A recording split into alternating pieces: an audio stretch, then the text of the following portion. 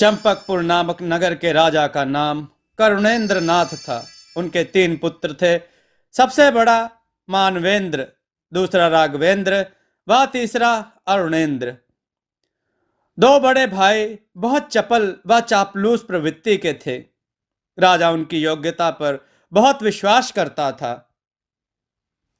तीसरा बेटा थोड़ा आलसी व राजा के मुंह पर सत्य बोल देने की प्रवृत्ति वाला था, अतः राजा उसे अयोग्य समझता था। राजा सभी महत्वपूर्ण कार्य अपने दोनों बड़े बेटों को देता था। छोटे वाले को यह कहकर टाल दिया जाता कि तुम यह कार्य नहीं कर सकोगे, तुम्हें व्यवहारिकता का ज्ञान नहीं। कब क्या बोलना है यह ना जानकर तुम कुछ भी बिना सोचे समझे बोल देते हो, जिससे बात बिगड़ सकती है। व्यवहारिकता का नाम लेकर झूठ के संसार में सत्य बोलने वालों का जो हाल होता है, उससे हम सभी परिचित हैं। तो अरुणेंद्र इस प्रकार की उलाहना सुन सुनकर मानो पक चुका था, और कदाचित यही कारण था कि वह स्वयं भी राजकार्य में अधिक रुचि नहीं लेता था। एक बार उसके नगर में एक साधु आया। साधु रूपी ब्राह्मण ने नगर के मध्य पीपल के वृक्ष के नीचे अपना आसन लगाया। नगर के लोग सन्यासी के प्रवचन सुनते और उससे अपनी समस्याओं का हल जानने आने लगे। साधु का नाम चिरानंद था। वह मुस्कुराकर लोगों की समस्याएं हल करने के रोचक और कारगर उपाय बताया करता। नागरिकों का आधा दुख तो उसके मुस्कुराते शांत चेहरे को देखकर ही दूर हो जाता। जैसे एक बार एक व्यक्ति साधु के पास अपनी समस्या लेकर आया। किसान बोला, साधु महाराज, मैं जितना कमाता हूं सब खर्च हो जाता है, 1 रुपया भी नहीं बचता। मेरे पिता कहते हैं कि मुझे उनकी परवाह नहीं। पत्नी कहती है मैं उसकी चिंता नहीं करता। बच्चों को लगता है मैं उन्हें प्रेम नहीं करता।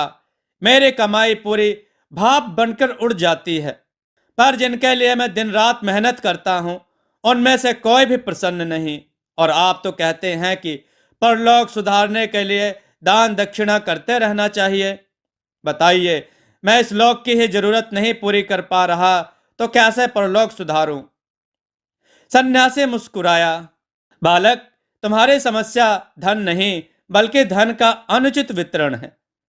सुनो, आज के बाद नियम पूर्वक अपनी प्रति माह की कमाई को 5 भागों में बांटो। पहला बीते कल के लिए, जो तुम्हारे माता पिता हैं। 1 भाग उनके लिए सुरक्षित रखो। दूसरा आज के लिए, जो तुम और तुम्हारी पत्नी है। तीसरा भाग इस लोक के खर्चे के लिए जिनमें तुम्हारी बचत व कारोबार आता है। चौथा अपने आने वाले कल अर्थात बच्चों की पढ़ाई लिखाई व अन्य खर्चों के लिए। और 5वां परलोक के लिए अर्थात दान पुण्य के लिए। इस प्रकार यदि तुम अपनी कमाई का निश्चित हिस्सा सुनियोजित तरह से खर्च करोगे तो तुम्हारा सर्वांगीण भला होगा, और तुम्हारी पत्नी और परिवार के अन्य जन भी अपने हिस्से के पैसे के अनुसार अपने खर्च नियंत्रित करके चलेंगे। एक बुढ़िया बोली, महाराज, मेरी बहू बहुत ही झगड़ालू है और मुझसे बहुत जुबान लड़ाती है। घर में रोज कलह मची रहती है। बताइए मैं क्या करूं? सन्यासी ने उसे एक अभिमंत्रित सुपारी दी। यह अभिमंत्रित सुपारी रखो। जब तुम्हारी बहू तुमसे बहस लड़ाए तो इसे मुंह में रख कर मन ही मन ओम नमः शिवाय का जाप करने लगना। वह स्वयं शांत हो जाएगी। घर के कलह कलेश दूर हो जाएंगे। इस प्रकार सन्यासी बहुत ही सरल शब्दों में लोगों को लोक व परलोक सुधारने की युक्ति बताया करते थे और घरेलू झगड़ों से निपटने के उपाय बताते। जब सास कोई जवाब न देती तो बहू को बहस लड़ने का बहाना ही न मिलता। और जब घर वालों को पता है कि उन्हें अपने हिस्से के पैसे खर्च करने हैं तो वे फिजूल खर्च ना करते। धीरे धीरे सन्यासी के विषय में चर्चा राजमहल में पहुंची। राजा सन्यासियों में विशेष श्रद्धा रखता था। वह स्वयं साधु से मिलने गया और उन्हें महल में ठहरने का आग्रह किया। साधु ने यह निमंत्रण स्वीकार कर लिया और राजमहल आया। जब साधु दरबार में आया तो राजा ने उसे अपना सिंहासन बैठने को दिया। राजा करुणेंद्र ने अपना सिंहासन सौंपते हुए कहा, आइए महात्मन, आसन ग्रहण कीजिए। सन्यासी बोला, राजन, यदि मैं तुम्हारे सिंहासन पर बैठा तो मैं राजा और तुम प्रजा बन जाओगे। सोच लो, क्या तुम अपना राज्य मुझे सौंप देना चाहते हो? राजा बोला, जी महात्मन, इस बात से मैं भली प्रकार परिचित हूं कि जो इस सिंहासन पर आसीन होगा वही राज करेगा, और यह भी जानता हूं कि आप सन्यासियों को राजपाट का मोह नहीं होता। सच्चा सन्यासी मेरे सिंहासन को भी ठुकरा देगा। मैं नहीं चाहता कि आपके सम्मान में कोई कमी रह जाए, इसलिए राज्य का सर्वोच्च आसन आपको अर्पित कर रहा हूं। साधु हंसकर बोला, हाँ हाँ, सही कहा राजन, मैं तुम्हारे राज्य के किसी भी श्रेष्ठ पुरुष का पद नहीं लेना चाहता, बल्कि अपना एक अलग आसन चाहता हूं। राजा ने ताली बजाई और कुछ सेवक एक सुसज्जित सिंहासन लेकर आए। सन्यासी के लिए अलग आसन का प्रबंध किया गया।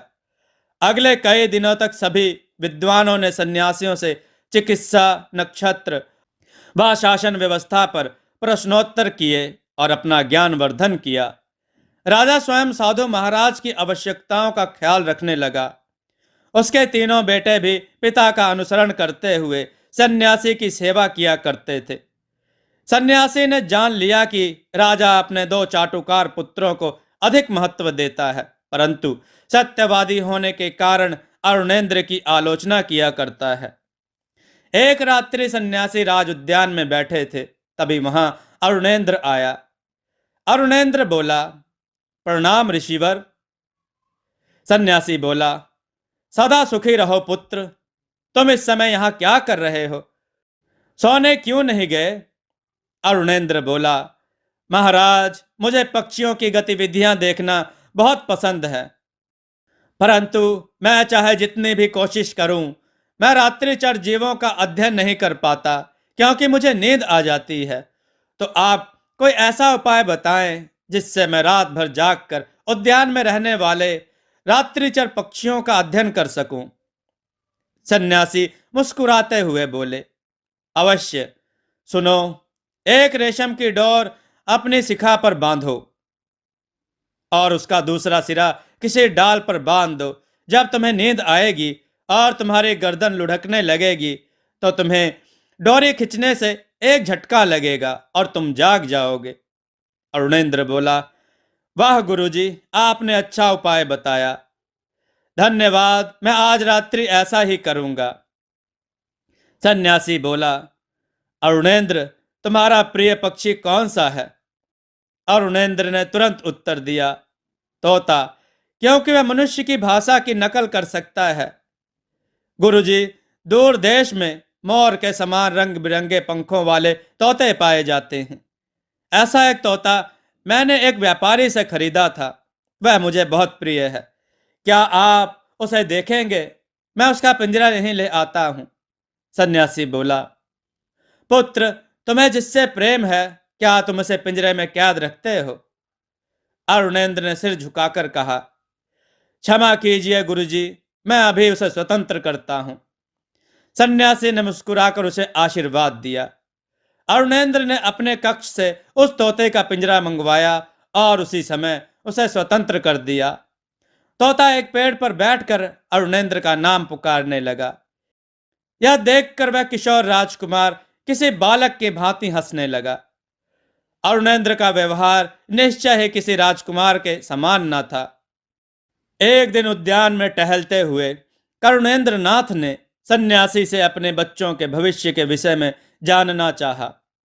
करुणेंद्र नाथ बोला, महाराज, आप देख ही रहे हैं कि मेरे 3 बेटे हैं, मैं उनका भविष्य जानना चाहता हूं। सन्यासी बोला, राजन, मैं देख पा रहा हूं कि आपके 2 बड़े बेटे आपका राज्य भली प्रकार संभाल लेंगे और इसे बढ़ाएंगे भी, परंतु आपके छोटे बेटे के भाग्य में कुछ और ही लिखा है। उसका भाग्य उसे इस राज्य से योजनों दूर ले जाएगा। करुणेंद्र नाथ बोला, मुझे तो पहले ही शंका थी कि वह अव्यवहारिक बालक अवश्य ही अयोग्य सिद्ध होगा। उसे जरा भी ज्ञान नहीं कि कब क्या बोलना है, वह कैसा व्यवहार करना है। वह तो अपनी ही दुनिया में मग्न रहता है। उसे पंछियों से विशेष प्रेम है। दिन रात उद्यान में बैठा पंछियों की गतिविधियां देखा करता है। सन्यासी बोला, संसार में रहकर भी सांसारिक ना होना निश्चय ही अव्यवहारिकता है। परंतु आप चिंता ना करें, वह जहां रहेगा प्रसन्न रहेगा। मेरा आशीर्वाद आप सबके साथ है। राजा ने सन्यासी को प्रणाम किया। कुछ दिन ठहरकर सन्यासी अपनी यात्रा पर आगे बढ़ना चाहता था। अतः उसने दरबार में यह इच्छा व्यक्त की, महाराज, मैं अब अपनी यात्रा पुनः प्रारंभ करना चाहता हूं। आपने और आपके परिवार ने मेरे बहुत आवभगत की। मैं आपसे बहुत प्रसन्न हूं। मैं आपको एक बीज उपहार में देना चाहता हूं। यह स्वर्णाम्र का बीज है। यह कोई साधारण आम का बीज नहीं, बल्कि एक अद्भुत पेड़ पर फलने वाले आम का बीज है। यह कल्प वृक्ष पर उगने वाले सुनहरे आम का वृक्ष है। इसमें प्रत्येक अमावस्या व पूर्णिमासी को अर्धरात्रि के बाद सोने का आम फलता है, जो शुद्ध सोने से बना होता है। इसके भीतर पिघला सोना रस के रूप में भरा होता है, जो मनुष्यों के बड़े से बड़े रोग को दूर कर सकता है। मरते हुए व्यक्ति को जिला सकता है, परंतु जिसकी आत्मा शरीर छोड़ चुकी हो, उसे सिर्फ ईश्वर ही जिला सकता है। इसका बीज स्वयं एक अत्यंत मूल्यवान रत्न है। यदि तुम इसे अपने बगीचे में बो दो, इससे पेड़ निकल आएगा, परंतु यह 3 बार ही सोने का आम देगा। अन्य आम की गुठलियां पुनः बोकर तुम और पेड़ लगा सकते हो। इसके बाद स्वर्णाम्र तो नहीं फलेंगे, पर आम की एक नई प्रजाति अवश्य विकसित हो जाएगी। यह चमत्कारी बीज मेरी ओर से उपहार में स्वीकार करो। मैं स्वयं इसे तुम्हारे उद्यान में बोना चाहता हूं। महाराज, आप हमारे राज्य में रुके और हमें सेवा का अवसर दिया, यही बहुत बड़ा उपकार है हमारे लिए। परंतु मैं आपको किसी बात के लिए मना कैसे कर सकता हूं? अतः मैं आपसे यह उपहार ले लेता हूं। बहुत बहुत धन्यवाद। और जिज्ञासावश जानने के इच्छुक हूं कि यह अद्भुत फल क्या स्वर्गलोक से आया है? धरती पर तो ऐसे अद्भुत वृक्ष का कोई प्रमाण नहीं मिलता। सुनो राजन, मैं इस स्वर्णाम्र की कथा सुनाता हूं। मित्रों, गौर से सुनिएगा, बहुत ही रोचक कहानी है। राजन, लाखों वर्ष पूर्व धरती पर असुरों ने आक्रमण किया था, जिन्होंने धरती की स्त्रियों पर अनेक अत्याचार किए। असुर स्त्रियों के गर्भ से अपनी संतान उत्पन्न कर पूरी धरती जीतना चाहते थे।